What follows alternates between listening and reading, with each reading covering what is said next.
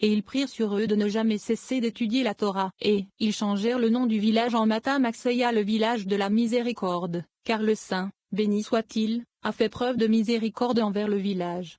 129. Rabbi Yehuda a dit, il ne suffit pas que les justes annulent le décret, ils doivent aussi les bénir. Et vous devez savoir qu'il en est ainsi. Parce que l'âme dit au corps, prépare vite 3 mesures d'un bon repas, et d'autres phrases. Et ainsi elle annule la sentence du jugement. Et qu'est-ce qui est écrit alors? Et il dit, je reviendrai et je reviendrai certainement vers toi l'année prochaine à la même époque. Voici la bénédiction. 130. Or, que font les anges après avoir vu que cette personne a pris sur elle un bon conseil? Ils vont vers les méchants et examinent leur cas, afin de les juger, comme il est écrit. Et les hommes se levèrent de là, et regardèrent vers Sodome Béréchit 18h16 vers le lieu des méchants, afin de les condamner. 131. Rabbi Yehuda a continué, c'est la voie du juste. Dès qu'il se rend compte que les anges examinent son cas, il se repent immédiatement, prie, et offre sa graisse et son sang en sacrifice devant son Créateur jusqu'à ce que les persécuteurs soient partis. 132. Après avoir dit, et il leva les yeux et regarda, et voici que 3 hommes se tenaient près de lui. Moins que dit-on de l'âme? Et Abraham se hâta d'entrer dans la tente, vers Sarah. Il s'y rendit en toute hâte, sans aucun délai, comme l'âme se hâte vers le corps pour le ramener dans le droit chemin et chercher tout ce qui peut expier ses péchés, jusqu'à ce que les procureurs s'en éloignent. 133. Rabbi Eliezer dit, pourquoi a-t-il dit? Or, Abraham et Sarah étaient vieux, avancés en âge. Et le comportement des femmes a cessé avec Sarah à Béréchit 18h11, parce que l'âme a conservé sa stature et que le corps est resté sur terre pendant toutes ces années, avancé en jours. C'est après de nombreuses années et de nombreux jours qu'elle cesse d'aller et venir comme les autres hommes et qu'il est annoncé que le corps sera ressuscité.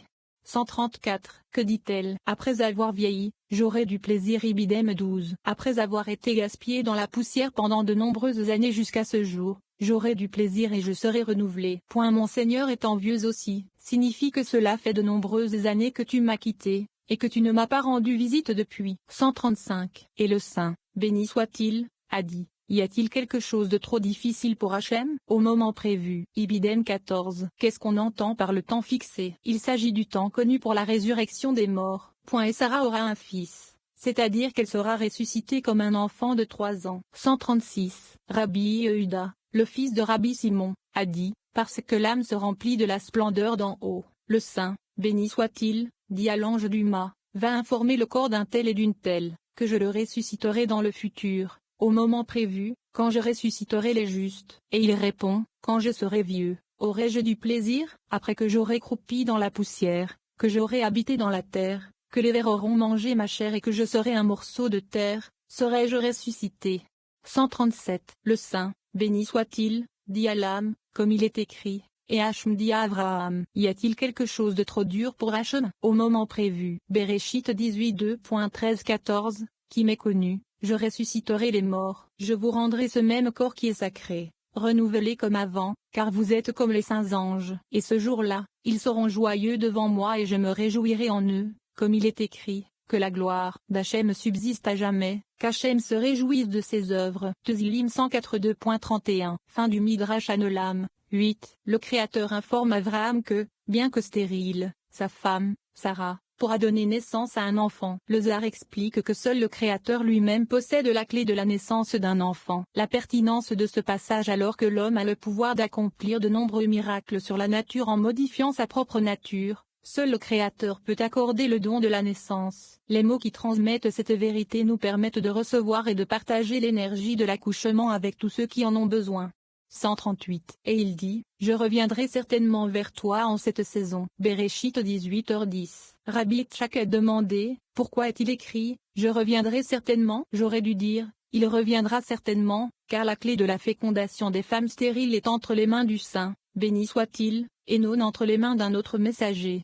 139. Comme nous l'avons appris, il y a 3 clés qui n'ont été remises à aucun messager, les clés de la vie, de la résurrection des morts et des pluies, puisqu'elles n'ont été remises à aucun messager. Pourquoi est-il écrit je reviendrai certainement, ce qui signifie que l'ange reviendra en ce moment et la visitera? Et il répond, il est clair que le Saint, béni soit-il, qui se tenait près d'eux a dit cette phrase. C'est pourquoi il est écrit, je reviendrai certainement vers vous. 140. Venez et voyez, partout où il est simplement écrit, et il a dit où et il a appelé, sans mention de qui a dit ou appelé. Il s'agit de l'ange de l'Alliance, ainsi que du Shechina, et de nul autre. Et il dit, apparaît dans le verset et il dit, si vous écoutez attentivement la voix. Shemo 15h26. Mais le verset ne mentionne pas qui a dit cela. Il est également écrit dans le verset et il invoqua Moshe, Vayikra. Mais là encore, il n'est pas dit qui a appelé. Encore une fois, il est écrit, et à Moshe, il dit, Shemo 24, mais cela ne dit pas qui. Dans tous ces endroits, il s'agit de l'ange de l'Alliance, ainsi que du Shechina, et tout a été dit en référence au Saint, béni soit-il, parce que le Shechina est le Saint, béni soit-il. C'est pourquoi il est écrit, et il dit, je reviendrai certainement vers toi. Et voici que Sarah, ta femme, aura un fils. Ainsi, le Saint, béni soit-il, qui a dans ses mains la clé de la fécondation des femmes stériles, est le seul à pouvoir dire, je reviendrai certainement. 9. Lorsque nous ne poursuivons pas notre croissance spirituelle dans le but de nous rapprocher du Créateur, notre véritable Père, nous nous comportons comme des enfants irrespectueux et insensibles. Par conséquent, reconnaître le Créateur comme notre véritable Père devrait être une motivation pour la croissance et la transformation spirituelle. La pertinence de ce passage: un enfant ne peut pas vraiment grandir et se développer pleinement sans la tendresse, l'attention et les soins que lui prodigue un parent aimant. Lorsque nous vivons notre vie sans apprécier ou comprendre le Créateur, nous ne pouvons pas grandir et nous développer spirituellement. Les influences de ce passage suscitent une prise de conscience du Créateur, notre véritable source et origine, ainsi que toutes les autres qualités précieuses que l'on trouve chez les enfants qui recherchent la sécurité et le réconfort d'un parent. 141. Et voici que Sarah, ta femme, aura un fils. Bereshit 18h10. Il demande, pourquoi le verset ne dit-il pas, et voici, tu auras un fils? Et il répond, afin qu'il ne suppose pas qu'il naîtra de Hagar comme auparavant. Rabbi Shimon a ouvert la discussion en disant, un fils honore son père, et un serviteur son maître. Malachie 2.6. Les mots un fils honore son père font référence à Yitzhak qui honore Abraham. 142. Quand l'a-t-il honoré? Yitzhak avait 37 ans lorsqu'Abraham le lia sur l'autel et l'offrit en sacrifice. Abraham était si vieux qu'il n'aurait pas pu contrer une attaque de Yitzhak, pas même un coup de pied avec un seul pied. Mais Yitzhak a honoré son père, qu'il a lié comme un agneau, et n'a montré aucune résistance, afin d'accomplir la volonté de son père.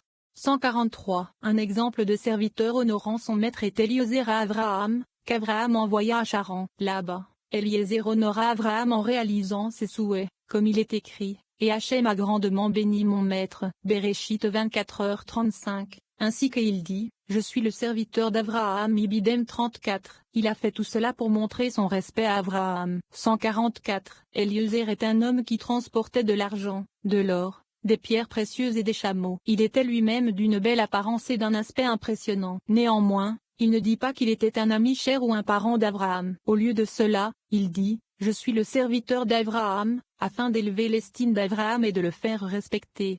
145. Par conséquent, le verset dit, un fils honore son père, et un serviteur son maître. Mais vous, Israël, mes enfants, vous avez honte de dire que je suis votre père ou que vous êtes mes serviteurs. Ainsi, si donc je suis un père, où est mon honneur? Point d'interrogation.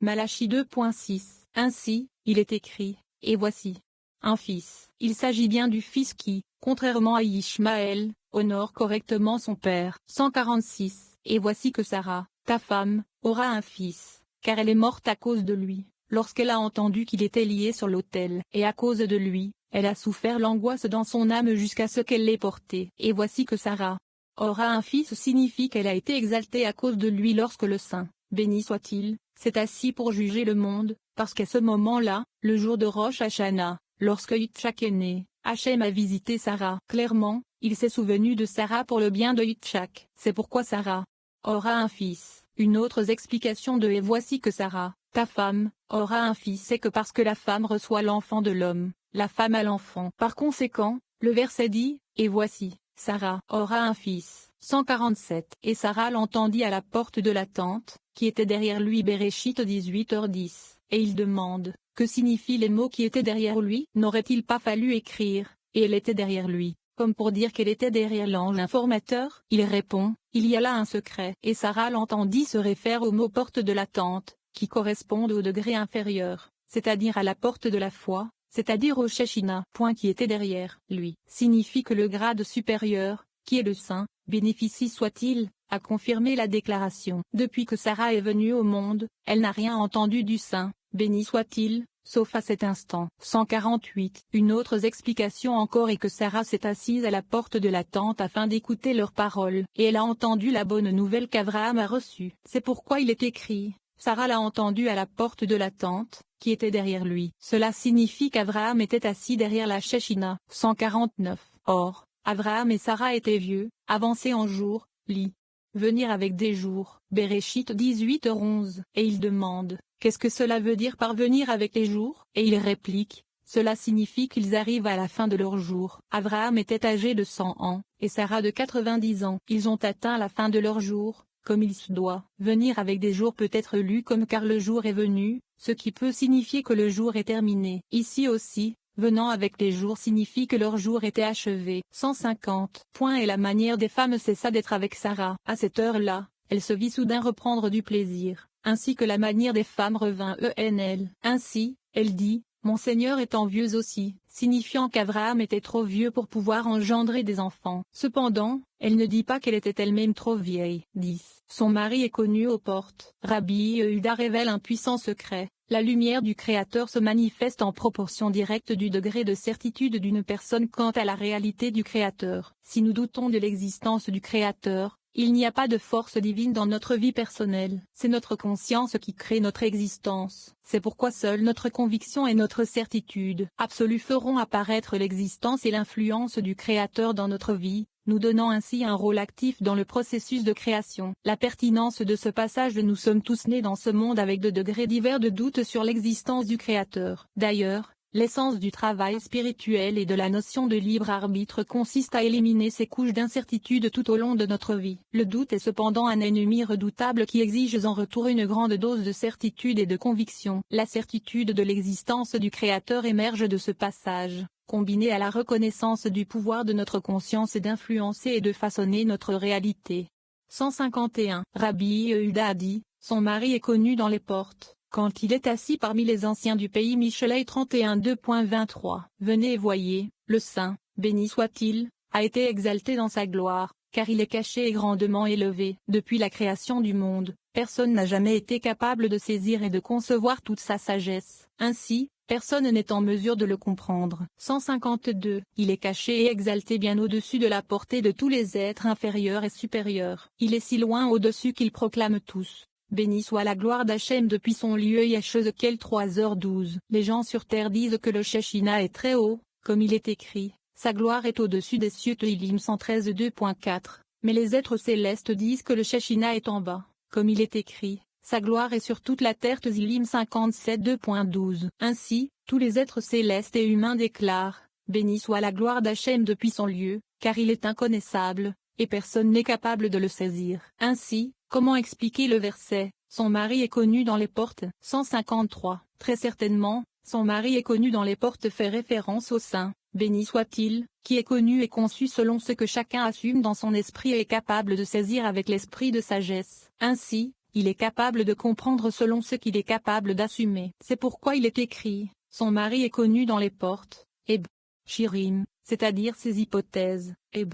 Shiurim, que chacun formule selon société anonyme propre esprit, bien que la pleine connaissance de lui soit hors de portée de quiconque. 154. Rabbi Shimon demande, son mari est connu dans les portes. Quelles sont ces portes? Elles sont les mêmes que les portes mentionnées dans « Relevez vos têtes, portes, et relevez les portes éternelles » Tehillim 24:2.9.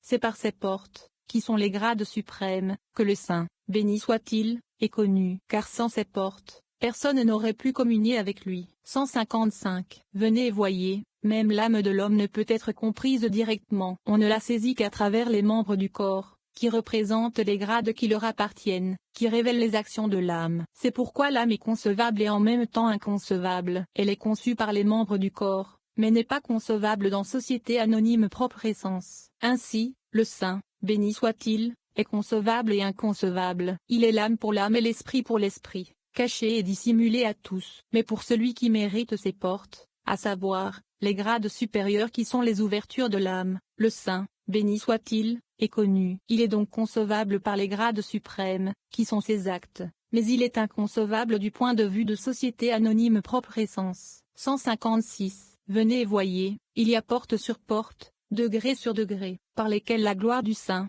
béni soit-il, se fait connaître. Ceci se réfère à la porte de la tente, qui est la porte de la justice,